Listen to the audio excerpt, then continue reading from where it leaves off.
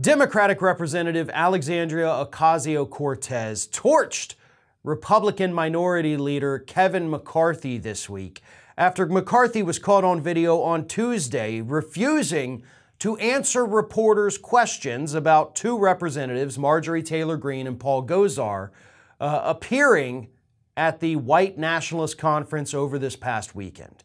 McCarthy would not answer the question. He said, "You got to look at my earlier statement where he kind of vaguely said, I guess I don't like it."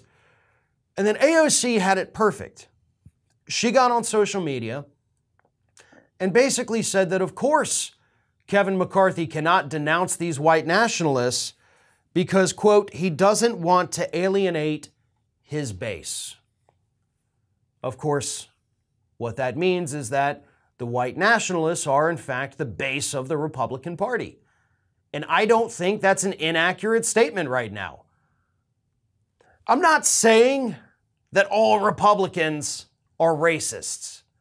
I am saying that most of the racists identify with the Republican Party. You know, it's kind of like all thumbs are fingers, but not all fingers are thumbs. That's kind of the situation we're dealing with now with the Republican Party. There's no question that not all of them are white nationalists. But if you look at the party affiliations and voting histories of white nationalists, you're going to find that most of them are, in fact, Republicans. It has become your base.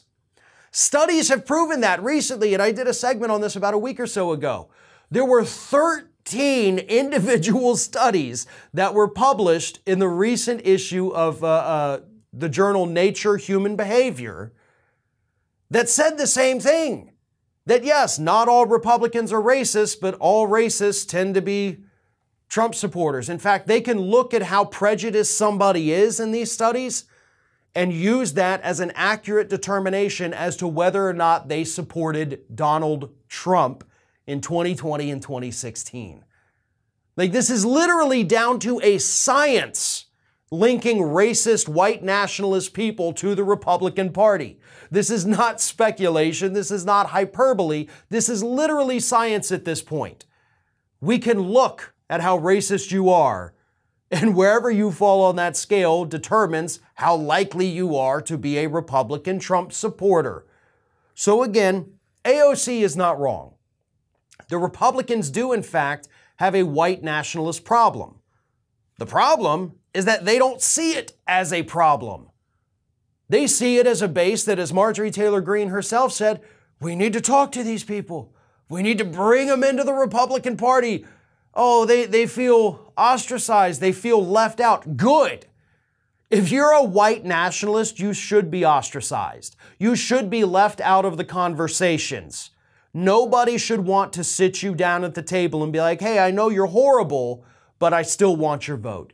No, you shouldn't do that, but the Republican Party is.